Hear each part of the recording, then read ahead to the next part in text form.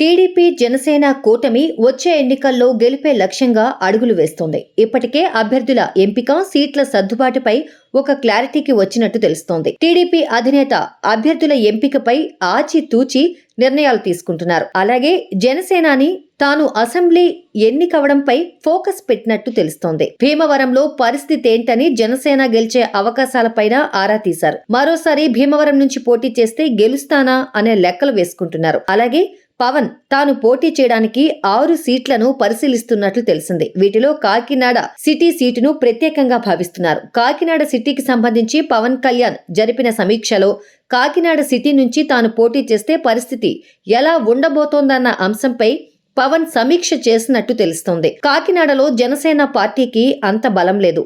ఎలాగో టీడీపీ మద్దతు ఉంటుంది కాబట్టి ఈసారి కాకినాడ సిటీ సీటు నుంచి పోటీ చేస్తే ఫలితం ఎలా ఉండొచ్చన్న అంశంపై పవన్ చర్చలు జరిపినట్లు తెలుస్తోంది. ఇప్పటికే కాకినాడ సిటీ వైసీపీ ఎమ్మెల్యే ద్వారంపూడి చంద్రశేఖర్ రెడ్డిని పవన్ టార్గెట్ చేశారు. అలాగే రాష్ట్ర స్థాయిలో పొత్తు, తాము కోరే సీట్లు వంటి విషయాలపై పవన్ క్లారిటీగానే ఉన్నారు.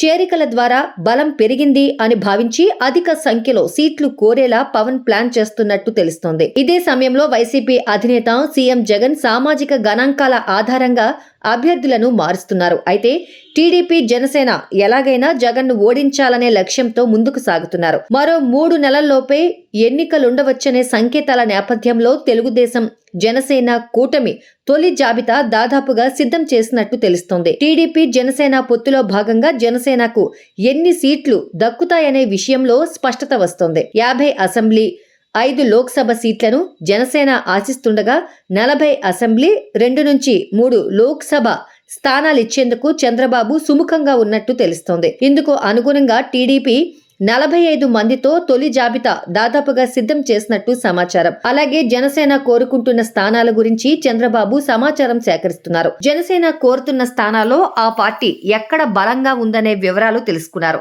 ముఖ్యంగా ఉమ్మడి ఉభయ గోదావరి జిల్లాలో జనసేన బలంగా ఉన్న నేపథ్యంలో అక్కడే ఆ పార్టీకు ఎక్కువ స్థానాలు కేటాయించాలని తెలుగుదేశం భావిస్తోంది. అందుకే ఈ 2 ఉమ్మడి జిల్లాల నుంచి టీడీపీ నేతలు త్యాగానికి సిద్ధం కావాలని సంకేతాలిచ్చారు. సంక్రాంతి నాటికి టీడీపీ తొలి జాబితా ప్రకటించవచ్చని సమాచారం. అలాగే జనసేనకు పిఠాపురం, భీమవరం, కాకినాడ, రాజమండ్రి రూరల్, నర్సాపురం, ఆళ్లగడ్డ, తెనాలి, గాజువాక, తిరుపతి, కైకలూరు, అమలాపురం, రాజోలు, శ్రీకాకుళం, భీమిలి ఇప్పటికే ఖరారైనట్టు తెలుస్తోంది. అలాగే మచిలీపట్నంతో పాటు మరో లోక్సభ స్థానాలను జనసేనకు కేటాయించడం దాదాపు ఖాయమైందని సమాచారం. రాజంపేట సీటుపై చర్చలు జరుగుతున్నట్లు తెలుస్తోంది. జనసేనకు కేటాయించే సీట్లలో పవన్ కళ్యాణ్ ఇప్పటికే తన అభ్యర్థులను ఖరారు చేశారు.